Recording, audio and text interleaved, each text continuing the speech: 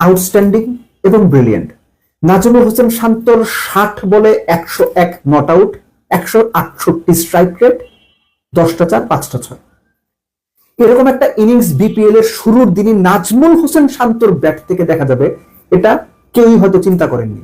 এবং একই সঙ্গে নাজমুল হোসেন শান্ত কোথায় এই ইনিংসটা দিয়ে বিভিন্ন জায়গায় একটা বার্তা দেওয়ার চেষ্টা করলেন যে তাকে যেভাবে টি-20 থেকে বাতিলের খাতায় ফেলে দেওয়া হয়, যেভাবে তিনি টি-20তে পারেন না চলেন না বলে ট্যাগ লাগিয়ে দেওয়ার চেষ্টা করা হয়, সেগুলোর বিপক্ষেও ছোট্ট করে হলো একটা জবাব দিয়ে রাখলেন।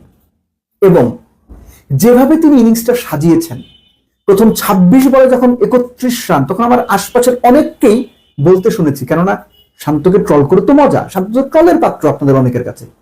26 বলে যখন 31, তখন শান্তকে নিয়ে আমি বলতে শুনেছি আমার আশপাশে, এই ড্যাশ ড্যাশ বুঝে নেন আপনি, কেন নাই টি-20তে। সেই ড্যাশ ড্যাশ শান্তই শেষ পর্যন্ত পরের ওই 26 বলের পরের 34 বলে 70 করলেন। শুধুমাত্র লেগ সাইডে খেললেন না, স্কোয়ার কাট, ড্রাইভ, পুল, হুক, সুইপ, সব রকম শট খেলে, উইকেটের চারপাশে খেলে, ক্যাপ্টেন স্নক খেলে 190 চেজ ডাউন করে, মুশফিকের 50 দুর্দান্ত ইনিংস, মুশফিকের সঙ্গে 72 বলে 130 নট আউটের পার্টনারশিপ করে ম্যাচ জিতিয়ে মাঠ ছাড়লেন। আমাদের দেশের টপ প্লেয়ারদের কাছ থেকে আমরা এরকম ইনিংসই দেখতে চাই। মাঠে নামবেন, খেলবেন, খেলা শেষ করে আসবেন। নাজমুল হোসেন শান্তর এই ইনিংসটাকে আপনি যে কোনো বিবেচনাতে A1 grade, A+ grade, letter marks grade, top grade 10-এর মধ্যে 8 পাওয়া ইনিংস হিসেবে ট্রিট করতেই হবে। খেয়াল করে দেখেন, এই যে শান্ত ইনিংসটা খেললেন, এই ইনিংসটার সবচেয়ে সিগনিফিকেন্ট দিকটা হচ্ছে শান্ত কোনো সিচুয়েশনে প্যানিক করেন নাই। কোন সিচুয়েশনে তিনি কোন বোলারকে কিভাবে মারবেন, কখন মিরাজকে লাস্ট বলে ডাউন দ্য উইকেট গিয়ে ছক্কা মারবেন, কখন ডাউন দ্য উইকেট গিয়ে খালেদকে ছক্কা মারবেন, ক্যালকুলেশন করে খেলেছেন। শান্তর মতো টপ প্লেয়ারের কাছ থেকে আমরা এরকম টপ ইনিংসই আশা করি। এবং খেয়াল করে দেখেন, রাজশাহী সিলেটের দেওয়া 190 চেজ ডাউন করার জন্য দুই দলে কিন্তু নেক টু নেক ছিল। পাওয়ার প্লে শেষে রাজশাহীর রান ছিল 43, সিলেটের রান ছিল 45। 11 ওভার শেষে সিলেটের রান ছিল 84 2 উইকেটে, রাজশাহীর রান ছিল 88 2 উইকেটে, একদম নেক টু নেক ছিল।